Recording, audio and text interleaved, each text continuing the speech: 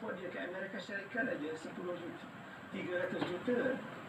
Dan apa ni, 10 buah Afrika, negara Afrika yang dijajah oleh British, dia boleh menghasilkan tak sampai 30 juta apa ni, pound.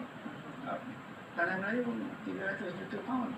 Sebab itu Jepun iri hati. Dia pun memang tak sangat tanah Melayu. Sebab Jepun tahu dia memang banyak biji timah. Dan biji timah hari ni pun dah habis yang ada di sama biji timah dengan apa ni, besi di Dumon. Sebab itu Jepun juga datang daripada Kota Baru tu dia pergi ke Dumon tu ambil besi tu kan.